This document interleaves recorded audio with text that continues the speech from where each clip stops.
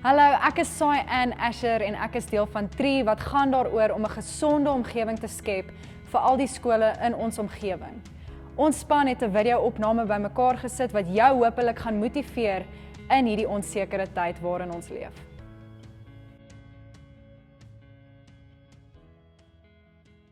I want to ask you a question today. How are things going with your soul? You know, when I grew up, we had an old song in the church world that we sang, "All is well with my soul."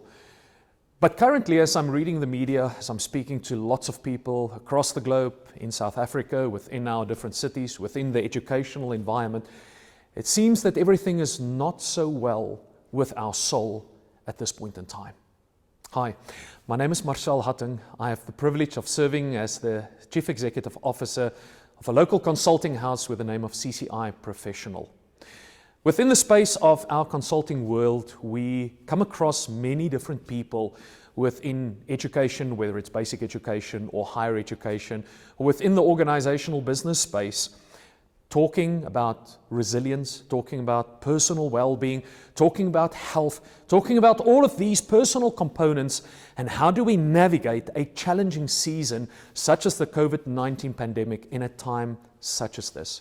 Today I want to invite you in this short consideration on some of the practical stuff that you might be able to do as a teacher, as a deputy principal or a principal, or even perhaps if some of the learners in the school or the parents might be watching this, what can you practically do to increase your ability to deal with these challenges while at the same time remain emotionally healthy? The topic that we are talking about then is what we call personal resilience, or then also your emotional resilience. Let me take a moment to first perhaps just define what exactly do I mean by this. A number of years ago, there was this interesting movie in the Rocky Balboa series. I don't know if you're an action movie freak, but for me as a typical Afrikaans South African guy, I loved the action movie.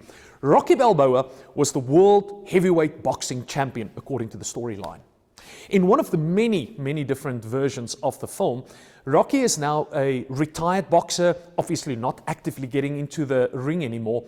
And then he decided that he actually wants to do this last fight against the current world champion. His son, who has grown up, is having a very much intriguing argument with his dad by telling his dad, "Listen, you must be out of your mind. How on earth can you get back into the boxing ring?" You see, the problem was his son's approach to the challenge was not necessarily one of great concern for his father.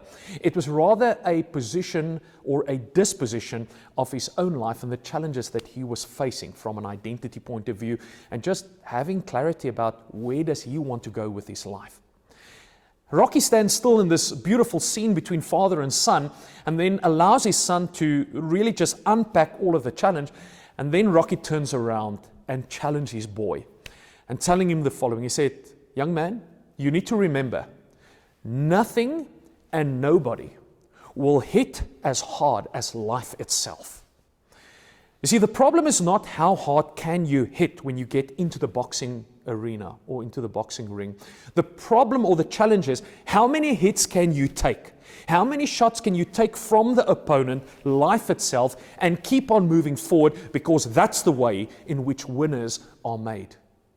Anybody that will follow boxing will know that sometimes, unfortunately, people get that unexpected hit in, that uppercut, that side jab, and we do get knocked down to the canvas.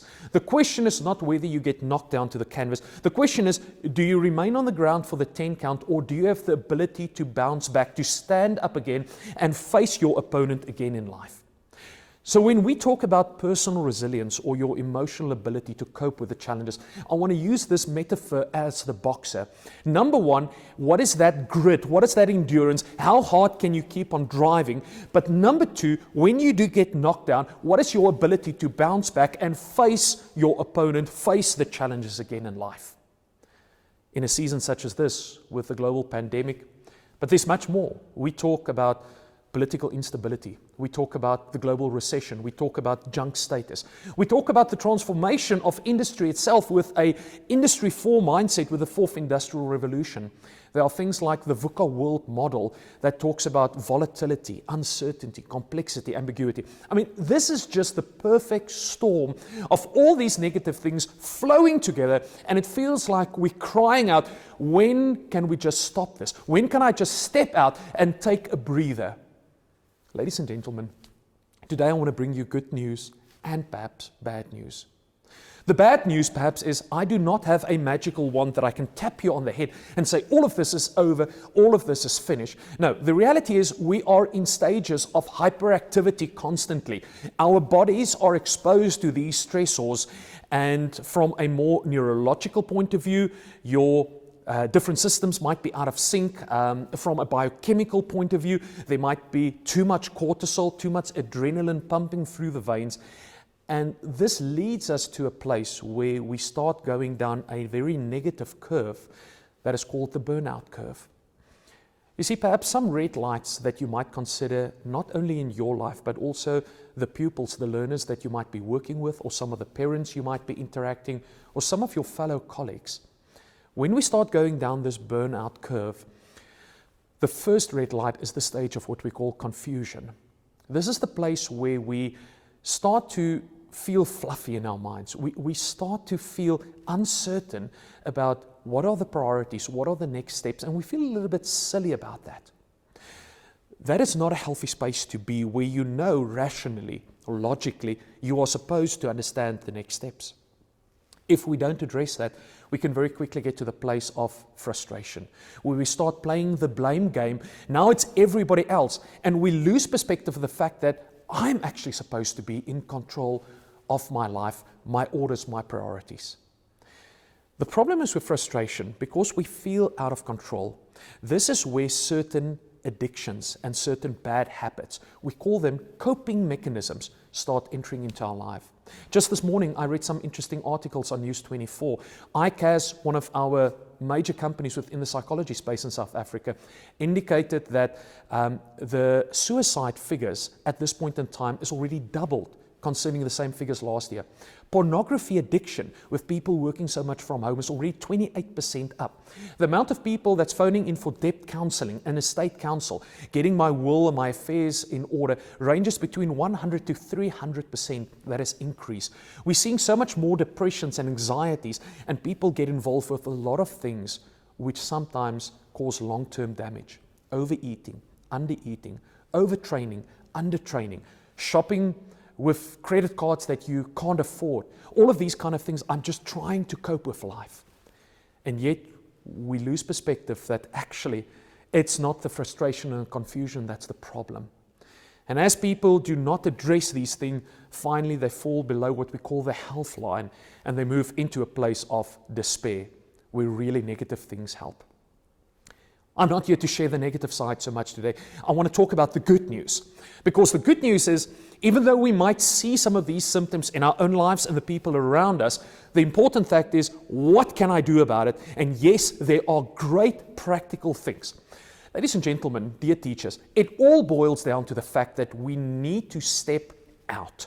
We need to step out the rat race. We need to step out of the environments that creates and release all of these high levels of cortisol in our brain, the stress hormone and the anxiety.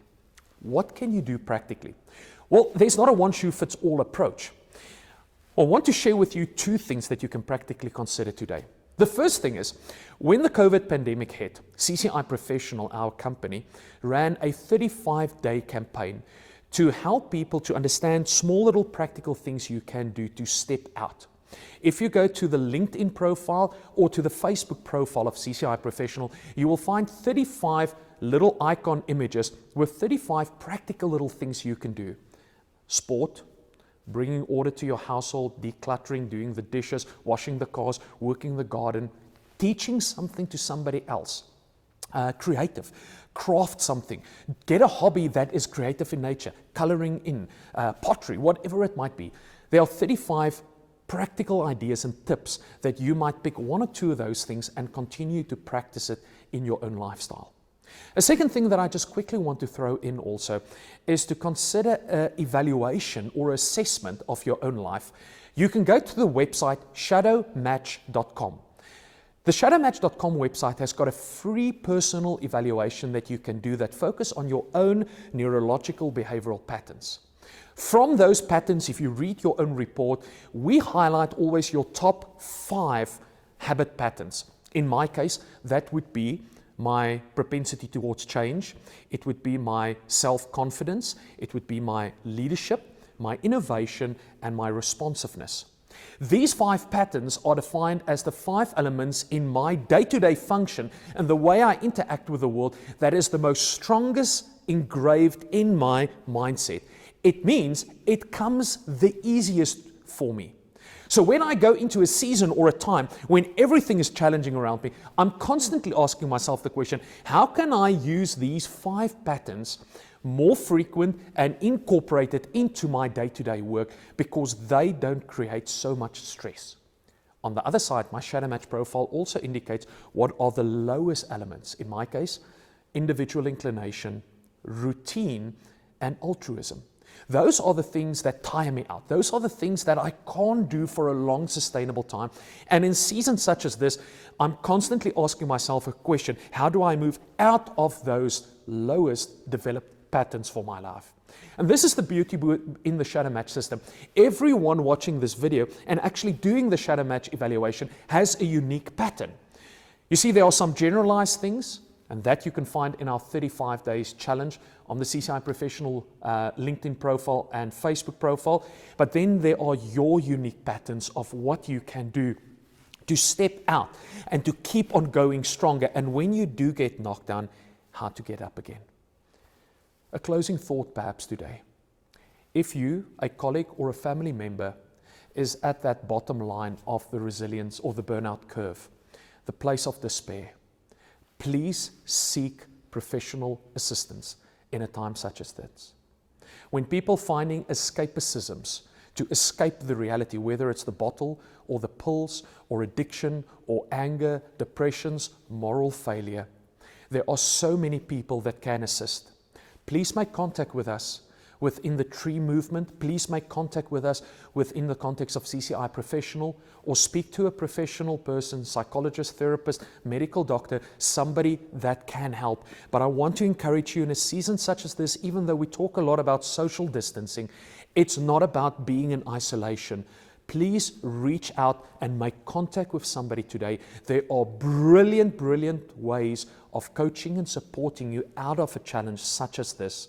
Start with our website, start with our profiles, start with Shadow Match, and please talk to somebody.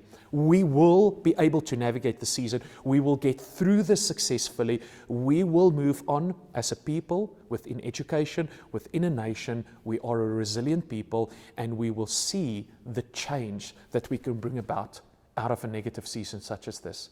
May God bless you, and all the best with your soul, that all of us will be able to sing together again. It is well with my soul.